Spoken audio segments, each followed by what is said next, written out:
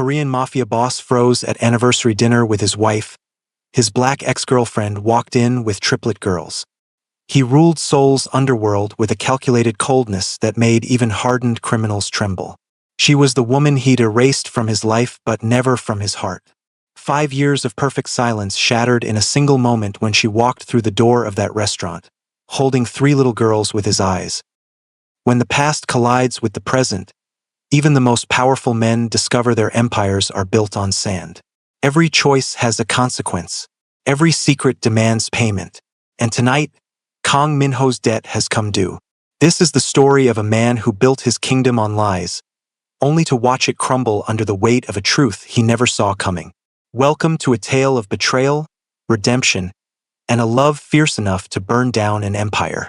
Hello, everyone. I'm back with another Afro-Korean love story that will haunt you long after it ends. Today's tale explores what happens when duty collides with desire, when the life you've built faces the life you could have had. Before we begin, please hit that subscribe button and help us reach 100,000 subscribers so we can keep bringing you stories that cross boundaries and break hearts. Now let's begin. The Sapphire Palace was the kind of restaurant where power wasn't measured in volume but in silence. The kind of place where a single nod could decide a man's fate, where business deals worth billions were sealed with nothing more than a handshake and a knowing look. Crystal chandeliers hung from ceilings too high to touch, casting fractured light across tables where Seoul's elite pretended to be something other than what they were. Wolves in designer clothing, predators with perfect manners. Kang Min-ho sat across from his wife of 5 years, watching the candlelight flicker across her perfect features. Soo-jin was beautiful in that precise, calculated way that spoke of surgeons' hands and careful breeding. The daughter of Seoul's most respected judicial official, she represented everything his father had wanted for him: status, connections, legitimacy. The golden veneer that disguised the blood and violence that had built the Kang family fortune. 5 years of marriage. 5 years of playing the devoted husband while building his empire in the shadows. 5 years of a life so carefully constructed that sometimes even he believed the lie. Until the door opened. Min-ho didn't need to look up to know she had entered. Something in the air changed, charged with electricity, heavy with memory. His body recognized her presence before his mind could process it. 5 years since he'd walked away from her. 5 years since he'd convinced himself that duty mattered more than desire.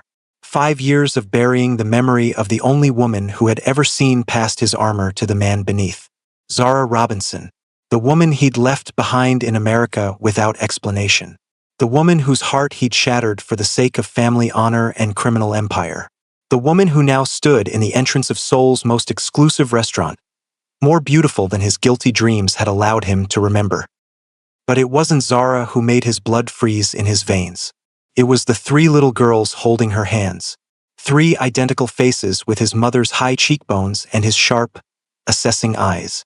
3 little girls, no older than 4 or 5, dressed in matching dresses with ribbons in their hair. 3 secrets made flesh, staring curiously around the restaurant as they clung to their mother's hands. The glass of whiskey in Min-ho's hand trembled, sending ripples across the amber surface.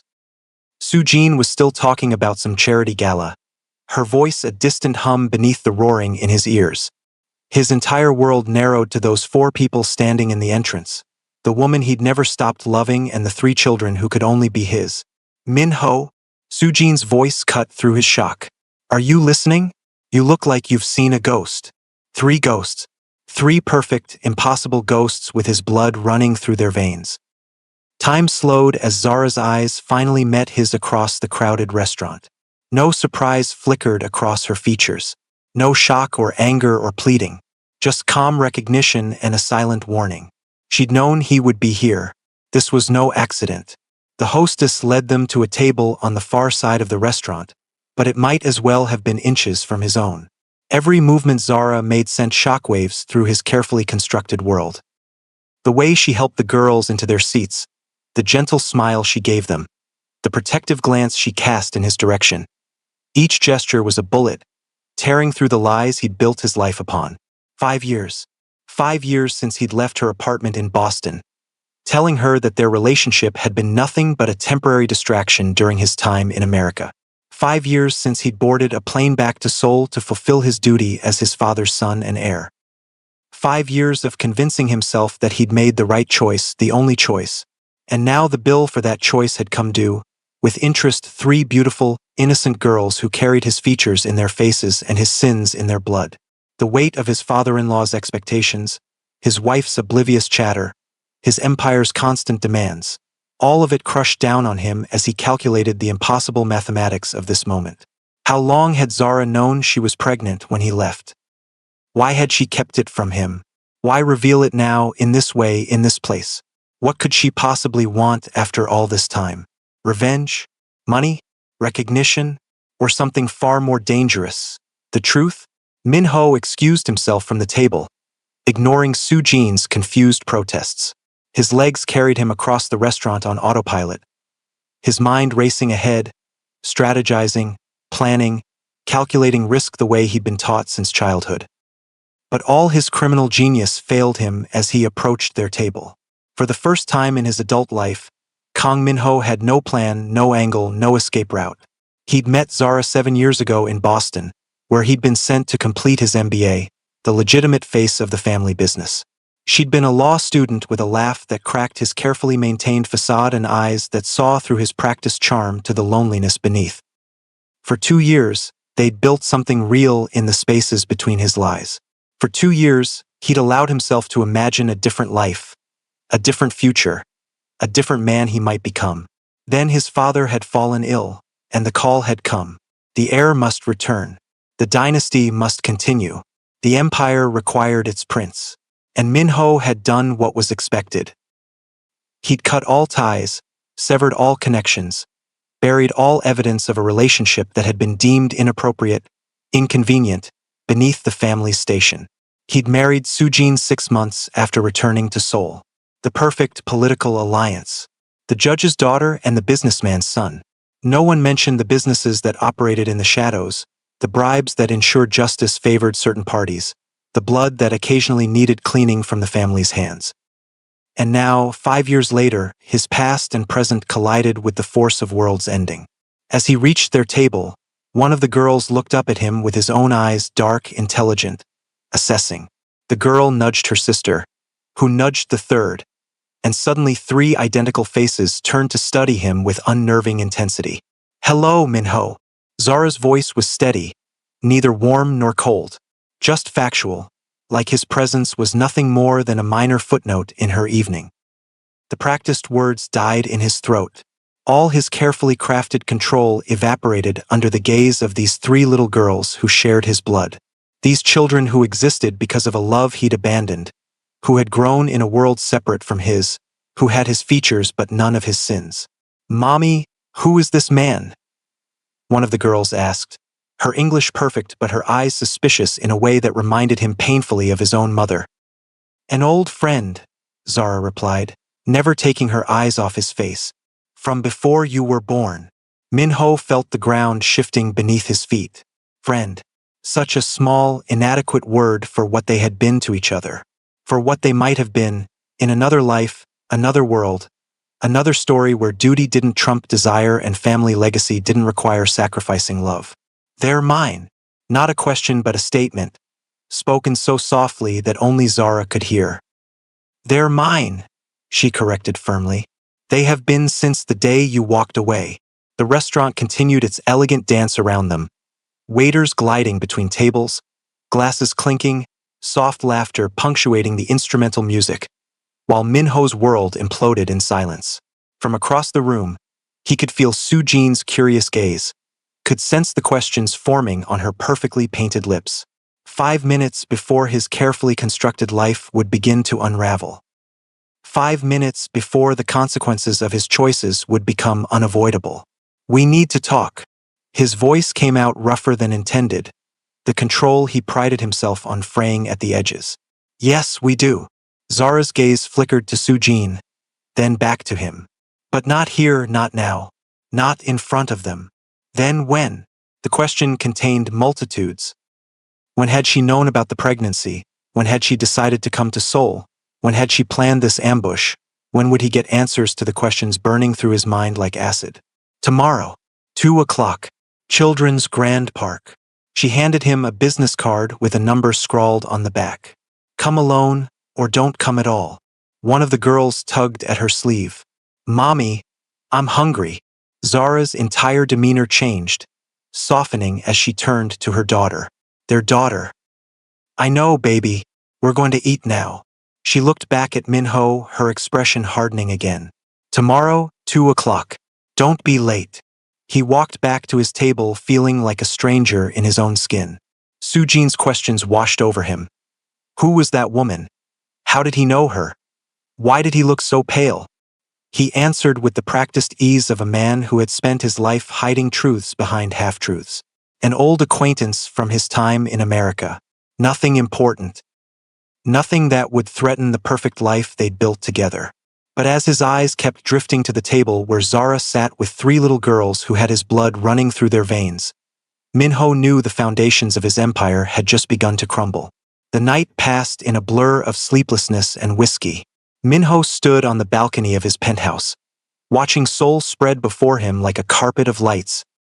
So many of those lights connected to businesses he controlled, buildings he owned, people who feared his name. He'd built this kingdom brick by bloody brick, expanding what his father had created, legitimizing what could be legitimized, hiding what needed to remain in shadow. And now 3 small girls threatened everything without even knowing his name. Behind him, through the floor-to-ceiling windows, Sujin slept peacefully in their king-sized bed, oblivious, innocent in ways that sometimes made him despise her. She'd never asked questions about his family's business, had never wanted to know where the money came from or why certain men bowed so deeply when they passed. She took the designer clothes and charity board positions and social status without ever questioning the price paid for them. She was exactly what his father had wanted for him. Beautiful, well-connected, discreet, the perfect ornament for a man balancing between worlds. She was everything Zara was not. Zara with her sharp mind and sharper questions. Zara, who had challenged him, argued with him, forced him to defend his choices until he couldn't tell if he was convincing her or himself. Zara, who had looked at the carefully constructed mask he showed the world and had simply asked to see what lay beneath. And he had shown her. God help him. He had shown her parts of himself he'd never revealed to another living soul. His doubts about the family business. His dreams of legitimacy. His fear that he was becoming what he had always dreaded. A man like his father, cold and calculating, measuring everything and everyone by their usefulness. For 2 years, Zara had made him believe he could be more than his legacy. Then duty had called, and he had answered without hesitation, cutting her from his life with surgical precision. He told himself it was cleaner that way, kinder even. A clean break rather than a slow, painful dissolution as distance and duty pulled them apart. He'd never given her the chance to tell him about the pregnancy. The realization hit him like a physical blow. She must have discovered it after he left. After he'd made it clear there was no future for them. After he'd returned to Seoul and married another woman within months. The wedding announcement splashed across international business publications. What choice had she had but to raise them alone? But why come back now? Why bring them into his world after keeping them safely away for 5 years? The questions circled like vultures as dawn broke over the city. His city. The kingdom he'd built that suddenly felt like a prison. At precisely 2 p.m., Minho entered Children's Grand Park alone, having dismissed his security detail with a firmness that brooked no argument. He'd never walked these pathways before, had never had reason to visit a place designed for families and children. It felt foreign, this world of laughter and innocence, as if he were trespassing in a realm not meant for men with blood on their hands. He spotted them near the playground, Zara sitting on a bench, watching the 3 girls race around the equipment with the boundless energy of childhood. They were dressed differently today, their individual personalities evident in their clothing choices despite their identical faces. One in overalls with a book clutched under her arm. One in a dress with a toy camera hanging around her neck. One in jeans and a t-shirt with scraped knees that spoke of fearless adventures. 3 different souls sprung from the same source. His daughters. The word felt alien in his mind, impossible and yet undeniable. Zara saw him approaching and straightened her spine, armor going up visibly. She was dressed simply, jeans and a sweater, her braids pulled back in a style he remembered running his fingers through on lazy Sunday mornings that felt like another lifetime ago. She was still beautiful, but there was a hardness to her now, a protective shell he'd never seen before. Motherhood had made her a warrior. "You came," she said as he sat beside her, leaving careful space between them. "Did you think I wouldn't? I thought you might send lawyers, or threats, or both. I considered it." The honesty slipped out before he could stop it. She nodded, unsurprised. "That would have been a mistake. Why are you here, Zara? Why now after 5 years?" The questions that had kept him awake all night. She watched the girls play for a long moment before answering. "I'm here because I was offered a position at Seoul National University Hospital, a fellowship in pediatric neurosurgery that I couldn't turn down. And bringing them here to my city? Was that professional advancement as well?" A flash of the old fire in her eyes. "They're not a weapon, Minho. They're children. Our children, whether you want to acknowledge that or not. You never told me." The accusation hung between them, heavy with 5 years of lost time. "You never gave me the chance." Her voice remained level, but he could hear the anger beneath, carefully controlled for the sake of the children within eyesight. "You ended things and disappeared. By the time I found out I was pregnant, you were engaged to someone else." The timeline hit him like a sledgehammer. He'd announced his engagement to Sujin just 2 months after returning to Seoul. 2 months in which Zara had discovered her pregnancy, had tried to process what it meant, had perhaps even tried to contact him. "You could have told me anyway. To what end? So you could offer money? A convenient settlement to keep your dirty secret hidden from your perfect bride?" The bitterness finally seeped through. "I didn't want your money, Minho. I wanted the man I fell in love with, the one who talked about changing his family's legacy, about building something legitimate he could be proud of. But that man vanished the minute Daddy called him home." The truth of her words stung because he couldn't deny them. He had abandoned his dreams of change, of legitimacy, of being different from his father. He had stepped into the role prepared for him with a resignation that had calcified into acceptance over the years. "What are their names?" he asked instead of defending himself. Something in Zara softened slightly. "Mina, Jia, and Sora. Korean names. I wanted them to have a connection to that part of their heritage. Unspoken, the part you denied them." "Which is which?" "Mina is the one with the book. She started reading at 3 and hasn't stopped since. Jia has the camera. She notices everything, documents the world like she's afraid it might disappear if she doesn't capture it. And Sora is the one currently doing what appears to be a death-defying leap from the jungle gym. She's fearless, that one." Minho watched them with hunger, trying to memorize their movements, their expressions, the sound of their laughter carried on the autumn breeze.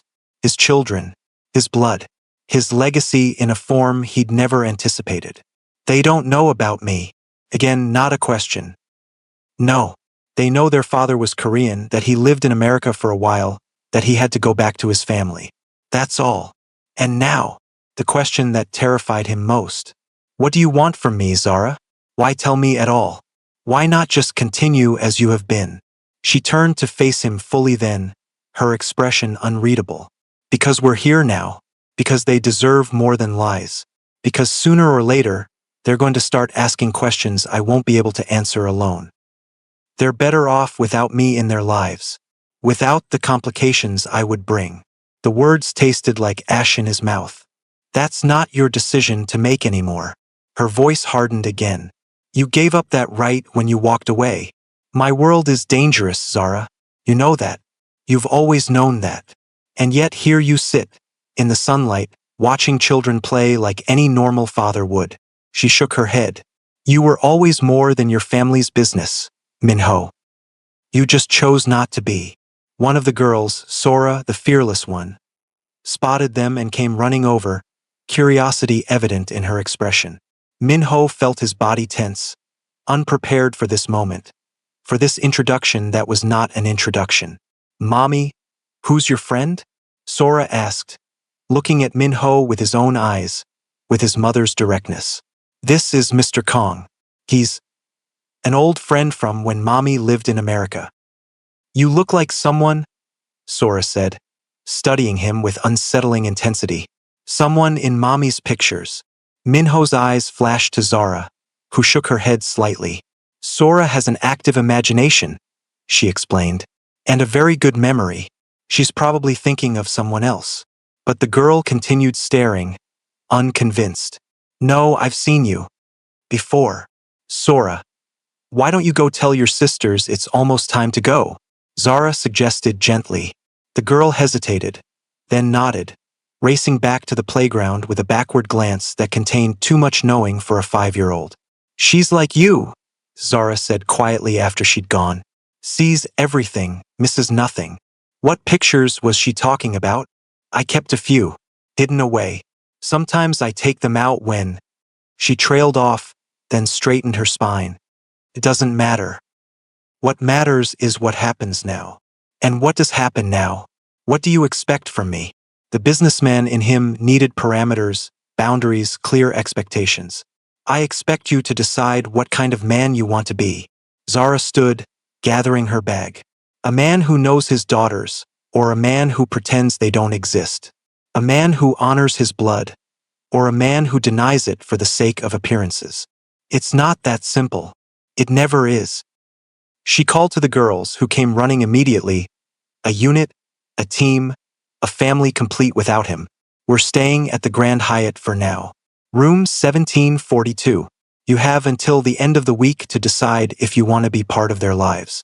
After that, I'll assume your silence is your answer. She walked away with 3 little girls trailing behind her like ducklings, leaving Minho alone on a bench in a children's park, surrounded by families living the kind of normal life that had never been an option for him. 3 days. 3 days to decide whether to acknowledge his children and risk destroying the life he'd built, or to turn his back on his own blood for the sake of empire and family honor.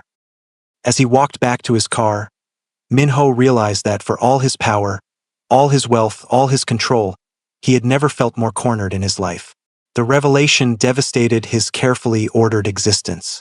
Minho moved through his world like a ghost, present in body but absent in mind. Business meetings blurred together, conversations with Sujin became exercises in deception, and nights stretched endlessly as he warred with himself over what to do. His father-in-law noticed first. Judge Chun was not a man who had risen to his position by missing details. Over a private lunch in his chambers, the older man studied Minho with the same clinical detachment he used on defendants in his courtroom. You seem troubled, son. The familial address was calculated, a reminder of Minho's place in the family structure. Anything I should be concerned about? Minho had perfected the art of lying to powerful men. Just business concerns. Nothing that won't resolve itself. Business concerns don't usually make a man look at his wife as if she's suddenly become a stranger. Chun set down his chopsticks with precision. I've known you since you were a boy, Minho. I've watched you grow into the man who leads the Kong family business. I approved my daughter's marriage to you because I believed you understood the value of family, of loyalty, of maintaining appearances. The implied threat hung in the air between them. The Chun and Kong families were linked by more than marriage. They were linked by mutually assured destruction. The judge who looked the other way, the businessman whose transactions sometimes required judicial blindness. Partnership built on shared secrets. My loyalty to Sujin has never wavered. The lie tasted sour. See that it doesn't. Chun smiled, the expression never reaching his eyes. Because in our world, family is everything. And those who threaten family rarely survive the experience. The warning followed Minho back to his office, where reports awaited his attention and decisions required his signature. The empire demanded constant maintenance, shipments to approve, territories to defend, alliances to maintain. The machinery of power ground forward relentlessly, requiring his full attention at the very moment his mind was elsewhere. Room 1742. A hotel suite where 3 little girls with his eyes were living a temporary existence, while their mother waited for an answer he wasn't sure he could give. His phone rang. Sujin, reminding him of the charity gala that evening. Another performance of perfect domestic harmony. Another evening of pretending to be nothing more than a successful businessman with a beautiful wife. The masks were suffocating him. At midnight, after Soo-jin had fallen asleep, Min-ho stood in their home office staring at a locked drawer in his desk. With hands that refused to tremble, he unlocked it and removed a small wooden box he hadn't opened in 5 years. Inside lay the only evidence he'd kept of his time with Zara. A single photograph taken at a beach in Cape Cod, her smile radiant as she leaned against him, his arm around her waist, his expression unguarded in a way it never was in Seoul. They looked happy. They had been happy. He had destroyed that happiness for the sake of duty, for family honor, for an empire built on fear and blood money. And now 3 innocent girls carried that same blood in their veins, unknowing heirs to a legacy they had no part in creating. Min-ho made his decision at dawn, as the first light broke over the Han River. He dressed with care in the most casual clothes he owned. Still designer, still expensive, but without the armor of his usual suits. No tie to choke him, no cufflinks to weigh him down. He left without waking Soo-jin, the coward's way out, but necessary for what he needed to do. The Grand Hyatt lobby was quiet at 7 a.m. Min-ho took the elevator to the 17th floor, his heart pounding with an emotion he refused to name. Fear, perhaps, or hope, or both intertwined until he couldn't separate them anymore. He knocked on door 1742, not allowing himself to hesitate, to reconsider, to retreat back into the safety of denial. Zara opened the door, surprise evident in her expression. She wore pajamas, her hair wrapped in a scarf, no makeup, a private version of herself he had no right to see anymore. Min-ho, it's 7 in the morning. I know. I'm sorry. I needed to see you before. He trailed off, uncertain how to continue. She stepped back, allowing him entry with reluctance. The suite was spacious but showed signs of being lived in. Toys scattered across the floor, small shoes lined up near the door, picture books stacked on the coffee table. A family space, temporary but real. The girls are still asleep, she said quietly, leading him to the small kitchenette. They won't be up for another hour. Good. I wanted to talk to you first. Min-ho gathered his courage, the words he'd rehearsed all night suddenly inadequate. I want to know them, Zara. I want to be part of their lives. She studied him, looking for deception, for ulterior motives. As what? Their father? Or as mommy's friend, who appears occasionally with expensive gifts? I don't know yet. The honesty cost him, but he owed her that much. I just know I can't walk away from them again. Not now that I've seen them. Not now that I know they exist. And your wife? Your in-laws? Your criminal empire? The questions cut like knives. Where do they fit into this decision? I don't know that either. He ran a hand through his hair, a gesture of frustration he would never allow himself in public. I just know I have to try. I have to find a way to be part of their lives without endangering them. Zara's expression softened slightly, the first crack in her armor. It won't be easy. Nothing worthwhile ever is. They're not accessories, Min-ho. They're not property or possessions or extensions of your ego. They're people. Small, still developing people with hearts that can be broken and trust that can be shattered. I know. Do you? Because the man who left me in Boston didn't seem to understand that people aren't disposable once they become inconvenient. The accusation landed with precision, as she had intended it to. I deserve that. Yes, you do. And much more. She poured herself a cup of coffee, not offering him one. But this isn't about what you deserve. It's about what they deserve. 3 little girls who have done nothing wrong, who shouldn't have to pay for our mistakes. They're not mistakes. The words escaped before he could stop them. They're the only thing in my life that isn't tainted. Something shifted in Zara's expression, not forgiveness, but perhaps understanding. I'll allow supervised visits. Once a week to start. We'll tell them you're an old friend who wants to get to know them. Nothing more until we see how it goes. Relief washed through him, so powerful it nearly brought him to his knees. Thank you. Don't thank me yet. Her voice hardened again. The first time you disappoint them, the first time you put your other life ahead of them, the first hint that your world might touch theirs in a dangerous way, we're gone. And this time you won't find us. I understand. A sound from one of the bedrooms. A child stirring. The beginning of the day. Zara glanced toward the noise, then back at Minho. You should go. We'll set something up for the weekend. Somewhere public, somewhere safe. He nodded, already moving toward the door, unwilling to complicate this morning with his presence. But at the threshold, he paused, unable to leave without asking the question that had burned inside him since the restaurant. Why did you really come back, Zara? After all this time, why Seoul? She looked at him for a long moment, measuring her words carefully. Because they deserve to know where they come from. All of it, the good and the bad. And because 5 years of silence was long enough. As Minho left the hotel, the weight of 5 years of ignorance pressed down on him like a physical burden. 5 years of first steps and first words. 5 birthdays he'd missed. 5 years of his daughters growing without knowing his name or his face or the complicated legacy they carried in their blood. He had built an empire on the bones of his conscience, had sacrificed love for duty, had chosen family honor over personal happiness. And now the bill for those choices had come due, paid in the currency of 3 little girls who shared his eyes but not his sins.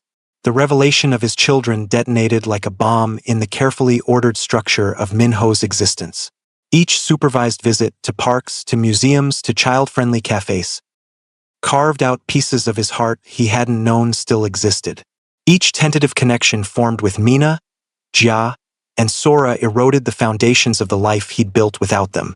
Mina with her serious questions that revealed a mind already questioning the world around her.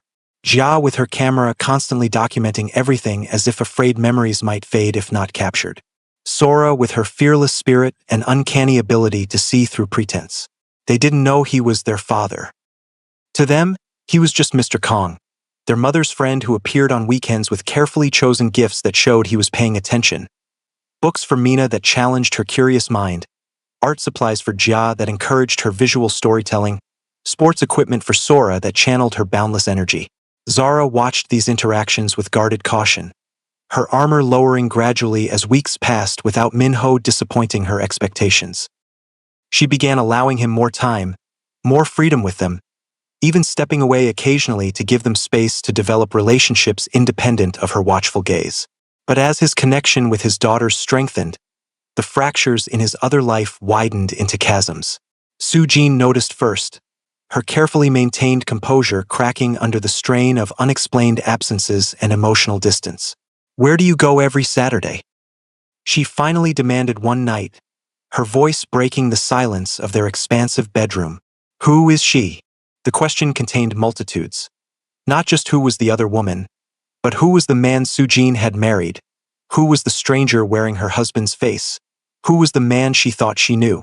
Minho had prepared for this moment, had rehearsed lies and half-truths that would maintain the fragile peace of their marriage. But standing before his wife's tear-stained face, the practiced deceptions died in his throat. I have children, he said simply, the truth finally spoken aloud in this house built on lies. 3 daughters I didn't know existed until 2 months ago. The confession shattered something fundamental between them. Sujin's face went through a kaleidoscope of emotions. Shock, betrayal, anger, calculation. Finally, she settled on cold fury. With the American woman, the one from the restaurant. Yes. How old are they? 5. The mathematics were simple, damning. 5 years. Conceived before his return to Seoul, before their marriage, but a betrayal nonetheless. Not of wedding vows but of the unspoken contract between their families, the promise of a clean slate, of a future unburdened by past entanglements. Does my father know?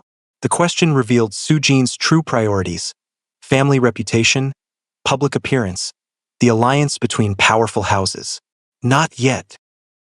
He'll destroy you for this. Not a threat but a certainty. He'll see it as a betrayal of everything our marriage represents. She was right, of course. Judge Chun would view these children not as innocent lives but as threats to the carefully constructed facade their families had built together. As vulnerabilities in Minho's armor that could be exploited. As leverage that could be used against him. I can't walk away from them. The truth, simple and devastating. They're my blood. Sujin studied him with new eyes, seeing perhaps for the first time the man beneath the mask he'd worn for 5 years. You love them. These children you barely know. Yes. The admission cost him nothing because it was undeniable. And their mother? Do you love her too? The question he'd been avoiding even in the privacy of his own thoughts. It's complicated. No, it's not. Sujin's laugh was brittle. It's actually very simple. You never stopped loving her. I was just the convenient alternative, the appropriate choice, the strategic alliance. He couldn't deny it, so he said nothing, the silence confirmation enough. I want a divorce. The words hung in the air between them, irrevocable. Minho had expected anger, tears, negotiation. Not this calm declaration of an ending. Your father. My father will have to accept that I refuse to be second choice in my own marriage. Steel entered her voice, revealing a strength he'd never fully appreciated. I deserve better than a husband whose heart belongs elsewhere. The divorce was only the first explosion. Judge Chen's rage followed, cold and calculating rather than explosive. The threats came disguised as concern, as warnings about what might happen to a man who violated the unwritten codes of their world. To a man who acknowledged children born outside the sanctified boundaries of strategic alliances. To a man who chose love over duty. The Kong family business began experiencing unexpected difficulties. Shipments delayed, permits denied, loyal employees suddenly turning informant.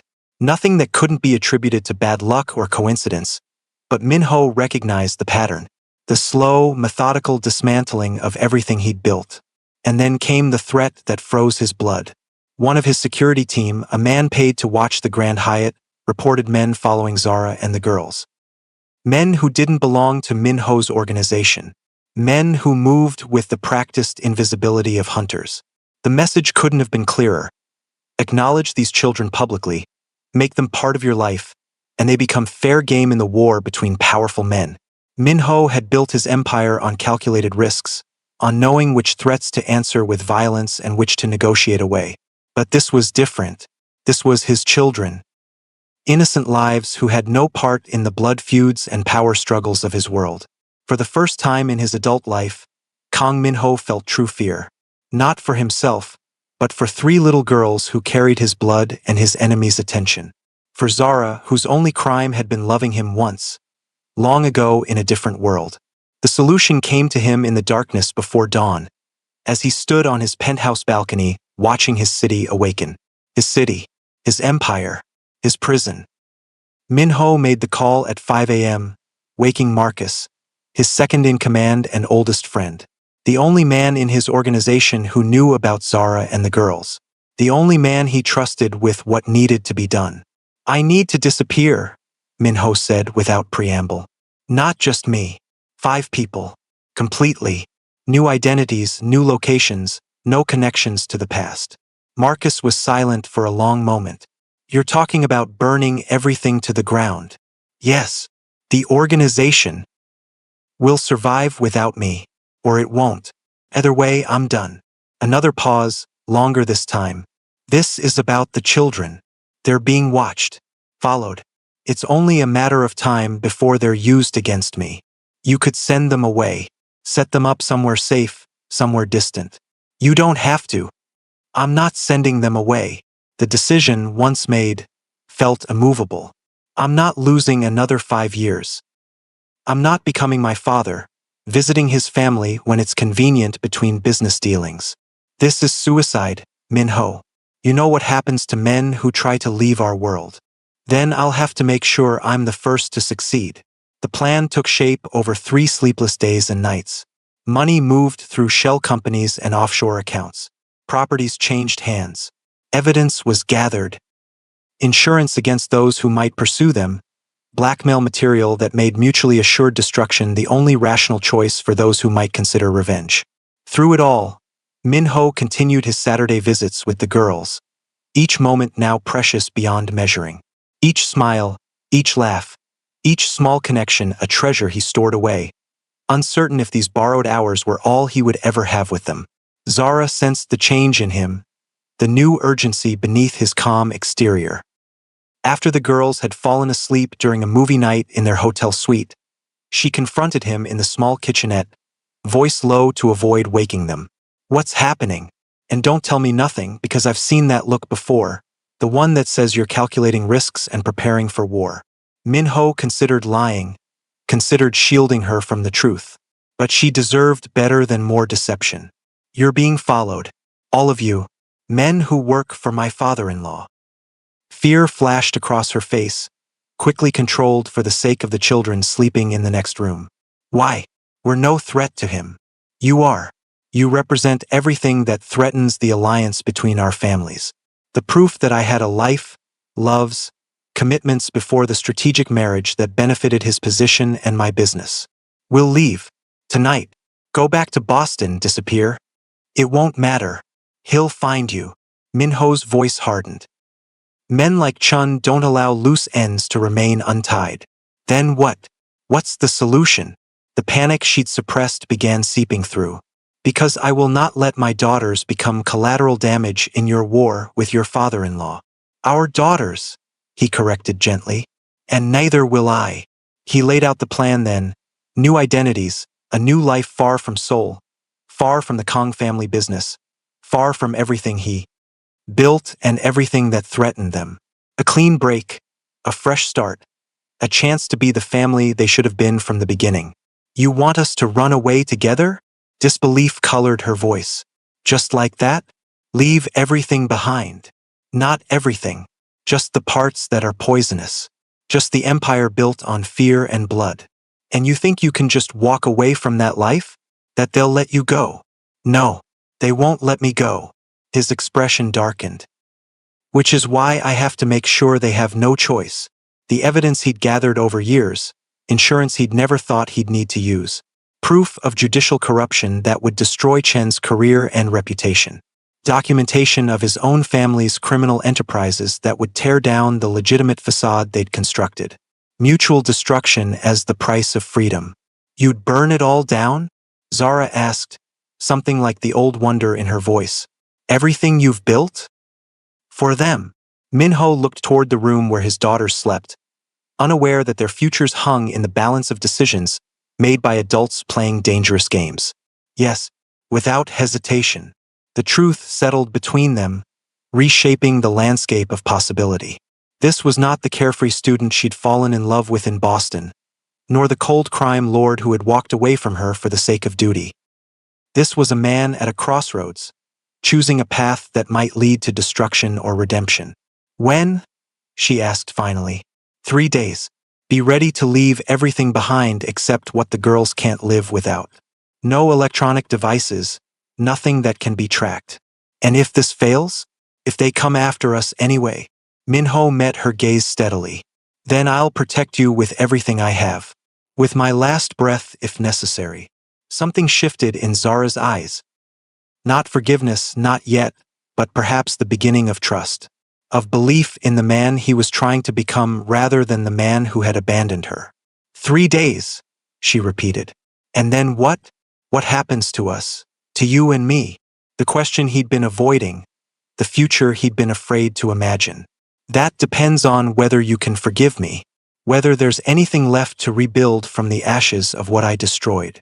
I don't know, she answered honestly. I just know I won't let our daughters pay the price for our mistakes. Neither will I. The promise hung between them, fragile but real. The first foundation stone of whatever might come next. The final day arrived wrapped in Seoul's autumn mist, the city's edges softened by fog that rolled in from the Han River. Minho stood in his penthouse one last time, looking at the empire he'd built, the kingdom he'd inherited, the prison he'd constructed around his own soul. Behind him, a single suitcase contained the only possessions he was taking into his new life, photographs of his mother, a watch his grandfather had given him before the family business consumed their relationship, small mementos of a childhood before power became the only currency that mattered. Everything else, the designer suits, the luxury cars, the properties scattered across continents. All of it stayed behind, evidence of a life abandoned, a man who no longer existed. His phone rang one final time. Marcus, confirming that everything was in place. The documents delivered to trusted journalists with instructions to publish if anything happened to Minho or his family. The accounts transferred, the identities created, the escape route secured. "Are you sure about this, boss?" Marcus asked, the familiar title a reminder of everything Minho was walking away from. "There's still time to reconsider. To find another way.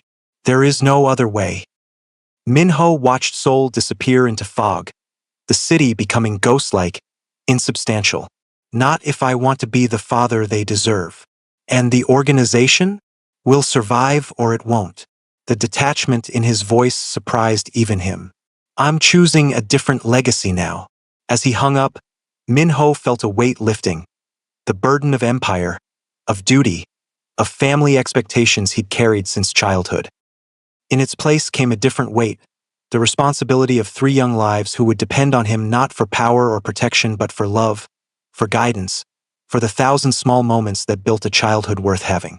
Zara and the girls waited at the private airfield as arranged, for small suitcases containing their entire lives. The children were excited by the adventure, unaware that they were leaving behind everything familiar, everything safe, unaware that the man they knew as Mr. Kong was gambling everything on a chance to be the father he should have been from the beginning. "Ready?" he asked Zara as they boarded the plane that would take them far from Seoul, from Judge Chen's influence, from the Kong family legacy. "No," she answered honestly. "But sometimes ready isn't an option." As the plane took off, carrying them into clouds that obscured the city below, Minho watched his daughters. Mina reading her book, Jia photographing the ascent through the small window, Sora bouncing with excitement at the adventure. 3 perfect mirrors of himself and Zara, untouched by the darkness that had defined his existence for so long. They didn't yet know he was their father.